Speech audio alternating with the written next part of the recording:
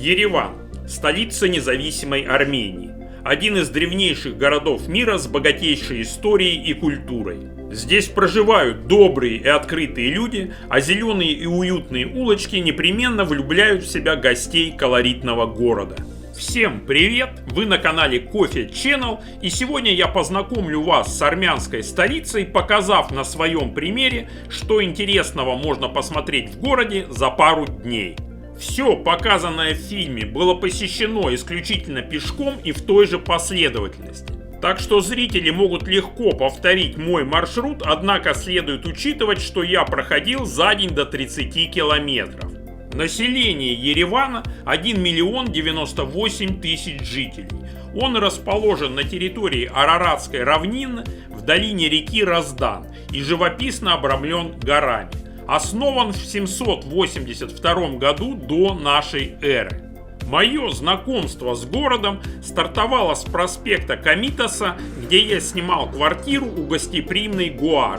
Город сразу же поразил меня какой-то милой и уютной атмосферой из детства. Кстати, при строительстве города активно использовался местный материал розовый туф, благодаря чему Ереван называют розовым городом. Первым пунктом моей обширной программы значилось посещение Парка Победы, самого большого парка Еревана, площадью 270 тысяч квадратных метров. Его начали строить в начале 1930-х годов, а открыли в ноябре 1950 года. В парке имеется искусственное озеро глубиной 8 метров, где можно покататься на лодках. Это типичный парк культуры и отдыха, знакомый нам с советских времен. Разумеется, присутствует здесь и городок аттракционов, что является еще одной отсылкой в детство. По тенистым аллеям мы следуем к монументу Мать Армения высотой около 50 метров. Это центральная доминанта парка. Скульптура установлена на внушительном постаменте, в основании которого располагается военный музей. Вокруг мы можем видеть различную военную технику, это тоже достаточно привычная картина для подобных мемориалов. Я наблюдал ее во многих городах бывшего СССР. Ну и конечно, какой же Парк Победы без вечного огня? Он горит напротив внушительного монумента. Здесь же расположена смотровая площадка, с которой открывается прекрасная панорама на город, раскинувшийся как на ладони. Обратно я двигался по открытой аллее, на которой установлены красивые памятные таблички с именами героев Великой Отечественной войны. Есть также отдельный мемориал, посвященный воинам-афганцам. В целом, Парк Победы мне очень понравился. Это весьма атмосферное место, в котором приятно проводить время. Следующая достопримечательность — архитектурно-монументальный комплекс «Каскад» расположена в сотне метрах от входа в парк. Нужно лишь воспользоваться подземным переходом. К сожалению, на настоящий момент комплекс имеет недостроенный участок. На самом верху расположена смотровая площадка и установлен 50-метровый обелиск «Возрожденная Армения». Здесь же находится мемориал жертвам политических репрессий. К сожалению, он был закрыт, и посмотреть его можно было только через закрытую решетку. Каскад был запроектирован еще в генеральном плане 1924 года, разработанном архитектором Александром Таманяном, но строительство началось только в 1980 году. Готовая часть комплекса состоит из 5 открытых террас. Каскад связывает центральную и северную части города.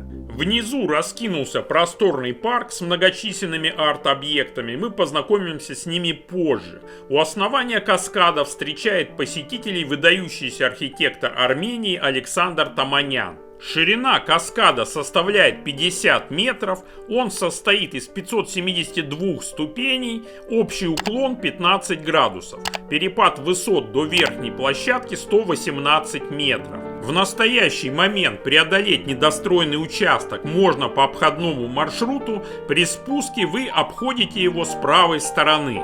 И вот мы на действующем участке каскада. На каждой из 5 открытых террас нас встречают образцы современного скульптурного искусства. Выглядят арт-объекты весьма и весьма авангардно. Кроме того, с каждого уровня можно попасть внутрь каскада, где имеется эскалатор, и также присутствуют различные скульптурные композиции. Здесь же расположен Центр искусств Гафесчана, американского армянина, представившего экспозицию более чем из 5000 экспонатов, включая работы Марка Шагала и Энди Уорхола. Галерея платная и работает по пятницам, субботам и воскресеньям. Мы с вами между тем снова вышли на оперативный простор и приближаемся к живописному парку, раскинувшемуся на нижнем уровне каскада. Он также изобилует произведениями современного искусства, среди которых имеется 3 скульптуры одного из самых известных и дорогих скульпторов в мире, колумбийца Фернандо Ботеро. Самые знаменитые его работы – «Курящая женщина» и скульптура «Кот». Все они также подарены городу-меценатом Джерардом Ливоном Гафесчаном. С обеих сторон к парку примыкают многочисленные ресторанчики, в которых можно вкусно оттрапезничать с видом на каскад. Двигаемся дальше. Прямо напротив парка красуется Ереванский оперный театр, он же концертный зал имени Арама Хачатуряна, памятник которому мы видим перед величественным зданием. Оно было построено в 1940 году по проекту все того же Александра Таманяна. С обратной стороны театра на площади Свободы красуются еще 2 памятника – Аванесу Туманяну и Александру Спендиаряну. Тут же раскинулся еще один симпатичный парк с искусственным лебединым озером площадью 3000 квадратных метров. Оно было создано в 1963 году, повторяет своими контурами озеро Севан. В советское время здесь действительно обитали лебеди. В 2003 году на берегу озера установлен памятник композитору Арно Бабаджаняну. Двигаясь дальше по направлению оси каскада, мы попадаем на Северный проспект, пешеходную рекреационную зону, что-то типа местного Арбата. Здесь постоянно кипит культурная жизнь и выступают уличные музыканты. Современная пешеходная улица начала строиться в 2000 году. Здания, построенные на проспекте, выполнены в восточном стиле, в них разместились магазины, кафе и рестораны, а также многочисленные отели. Еще одна характерная черта Еревана вообще и Северного проспекта в частности – это вездесущие питьевые фонтанчики с вкусной водой. Далее я посетил площадь Шарля Азнавура, еще одного достойного сына армянского народа. Это место популярно у молодежи, и здесь часто проходят уличные концерты. Не могу не упомянуть отдельно атмосферные ереванские дворики. Это зачастую просто образчики неповторимого местного колорита и традиционного уклада жизни. Затем я отправился в направлении, пожалуй, главной площади столицы, площади Республики. Здесь располагается правительство Республики Армения. Проект площади был выполнен Александром Таманяном в 1924 году. Здания из розового и белого туфа выполнены в неоклассическом стиле с отличительными армянскими мотивами. Если немного вернуться в обратном направлении, мы попадем в сквер Хачкаров. Хачкар, дословно крест-камень, вид армянских архитектурных памятников и святынь, представляющий собой каменную стелу с резным изображением креста. В сквере установлен памятник Гаригину Нжде, национальному герою Армении. Двигаясь по скверу, мы попадаем на блошиный рынок, место также достойное посещения. Местные называют его вернисаж по названию уличной картинной выставки. Она организовалась стихийно в 1986 году после открытия памятника Мартиросу Сарьяну. После развала СССР сюда начали приносить предметы антиквариата, образцы декоративного искусства и бытовые предметы. Сегодня здесь можно найти типичные армянские сувениры, ювелирные изделия, книги, картины и многое другое. Следующим пунктом в моей программе был, пожалуй, самый главный христианский храм Еревана – собор святого Григория Просветителя. Однако путь к нему пролегал через очередной парк Ерита Сардутян. не могу не отметить, насколько Ереван зеленый город. На входе и выходе из парка нас встречают чугунные всадники. Это Вардан Мемиконян и Андроник Азанян. Не станем уже подробно останавливаться на этих достойных людях, а перейдем к собору. Общая высота храма 54 метра. Он был создан в начале 21 века, через 1700 лет после принятия христианства. Немало для этого сделал Григорий Просветитель, живший на рубеже 3 и 4 веков. Он даже 7 лет просидел за свои убеждения в подземной тюрьме, на месте которой впоследствии царем Тердатом III был построен монастырь Хор-Вера. Во время посещения собора мне посчастливилось поприсутствовать на процедуре венчания. Действо проходило под звуки органа и производило сильное впечатление. Храм огромен и имеет зал на 1700 мест. Он выполнен в строгом, сдержанном стиле без украшений. Внутри на стенах вы не увидите росписи, только несколько икон. Однако это не делает его менее впечатляющим. Завершить экскурсионную программу первого дня я решил посещением Матена Дарана, однако для этого мне надо было вернуться практически в начало маршрута к Парку Победы. Дорога через добрую половину города сулила дополнительные незапланированные встречи с интересными местами. В частности, я набрел по пути на этакий книжный развал, явно энтузиасты организовали обмен и торговлю книгами. Это очередной милый штрих к портрету города и горожан. Наконец, я вышел на финишную прямую. Матена Даран в переводе с армянского «хранилище книг» или попросту «библиотека». Армянская письменность появилась в начале V века, благодаря великому просветителю Месропу Маштоцу. Именно он и начал собирать библиотеку. Собрание древних рукописей насчитывает 20 тысяч экземпляров. Библиотека переехала из Эчмиадзинского монастыря в Ереван в 1936 году, а еще через 20 лет поселилась в собственном здании. Сегодня Матена Даран включает в себя музей и научно-исследовательский институт древних рукописей. На следующий день моя программа началась с посещения небольшого, но очень милого парка влюбленных.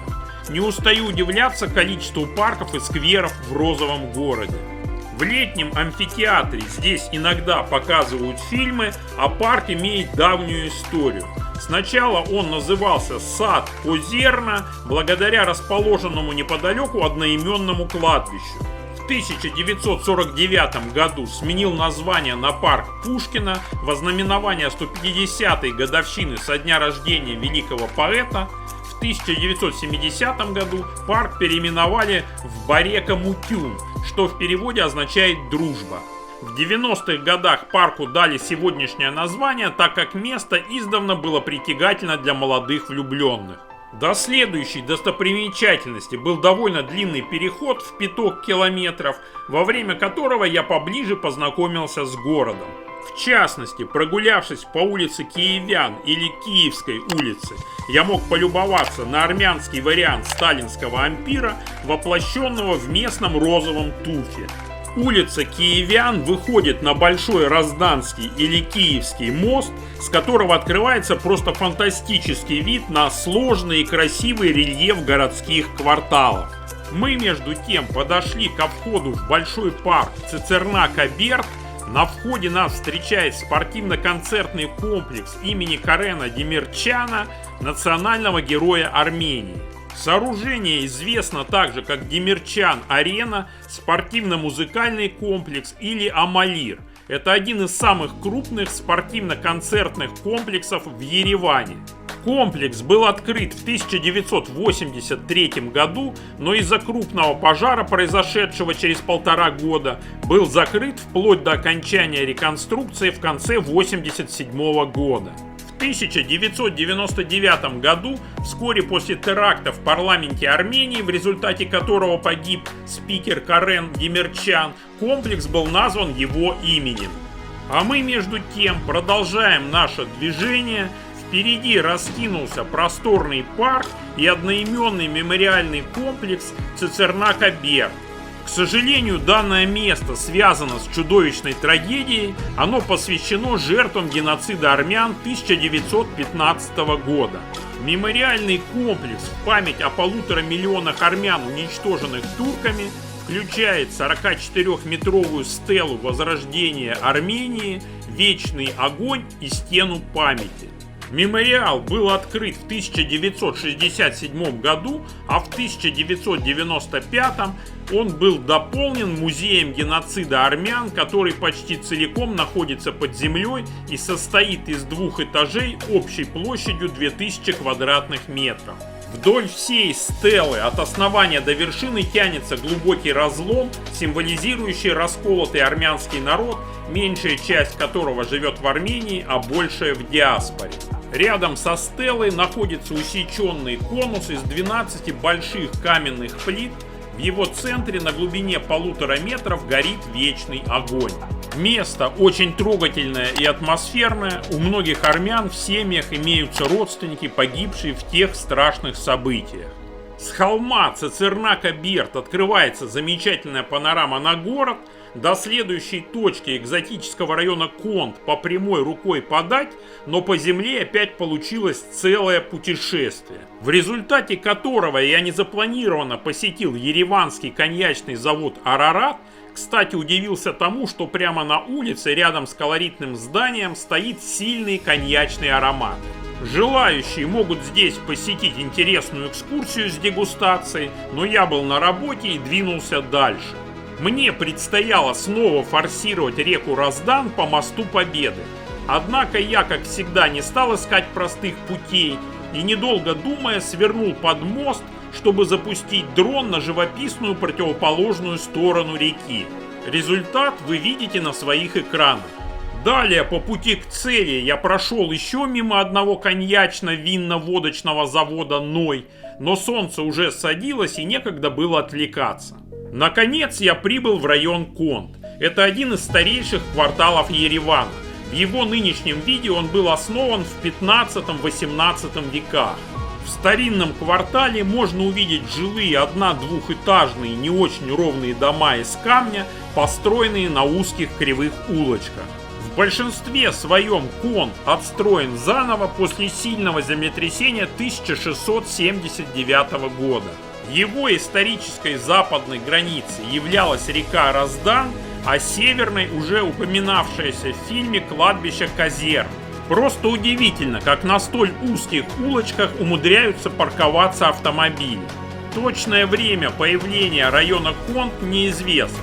Самой старой частью Конда был Казерн, где находилось армянское кладбище 2-18 веков, получившее свое название в честь похороненного здесь армянского писателя Аванеса Казерна. Жители района очень дружелюбны. Здесь вы найдете массу аутентичных кафешек, где можно недорого посидеть в простой домашней обстановке. Место, на мой взгляд, абсолютно обязательно к посещению. В финале моей большой прогулки по Еревану я посетил Голубую мечеть, единственную уцелевшую из 10 ереванских мечетей, принадлежащих иранской общине. Она была построена в далеком 1766 году, в то время Ереван был под властью персов, весь комплекс занимает площадь в 7000 квадратных метров, фасад, купол и минарет мечети выложены декоративной фаянсовой плиткой, украшенной майоликой. В северной части внутреннего двора расположена библиотека.